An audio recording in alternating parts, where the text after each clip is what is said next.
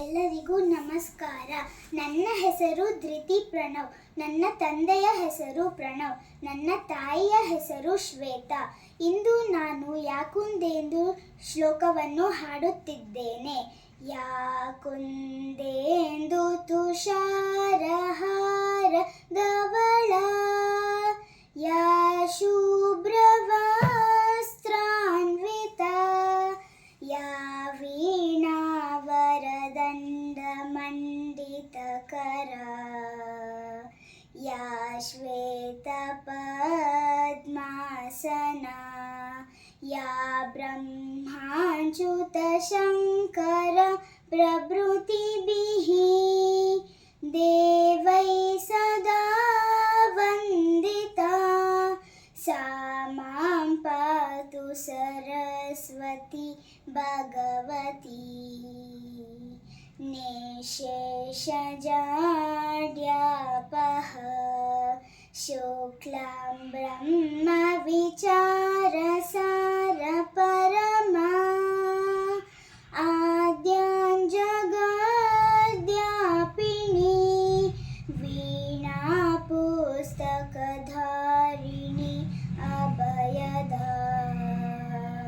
ಜಾಡ್ಯಾಂತಕಾರ್ಯಾಪಃ ಹಸ್ತೆ ಸ್ಫಟಿಕಮಾಲಿಕ ವಿದದತಿ, ಪದ್ಮಾಸನೆ ಸಂಸ್ಥಿತಾ ವಂದೇ ತಾಂ ಪರಮೇಶ್ವರಿ ಭಗವತಿ, ಬುದ್ಧಿರ್ಪ್ರಧಾಂ ಶಾರದಾ.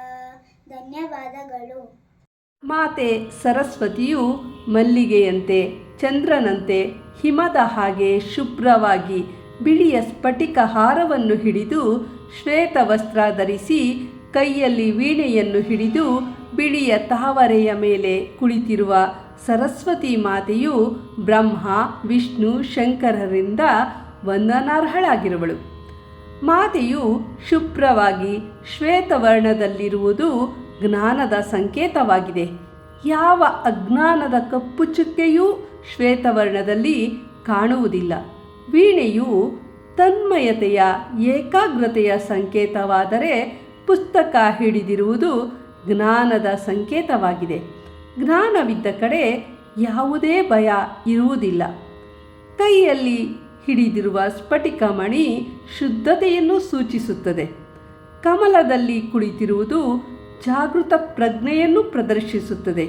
ಹೀಗೆ ಮಾತೆ ಸರಸ್ವತಿಯ ಸರ್ವಾಲಂಕಾರವು ಒಂದೊಂದು ರೀತಿಯಲ್ಲಿ ನಾವು ಹೇಗೆ ಎಚ್ಚರಿಕೆಯಿಂದ ಬುದ್ಧಿಶಕ್ತಿಯನ್ನು ಜಾಗೃತಗೊಳಿಸಬೇಕು ಎಂಬುದಾಗಿದೆ.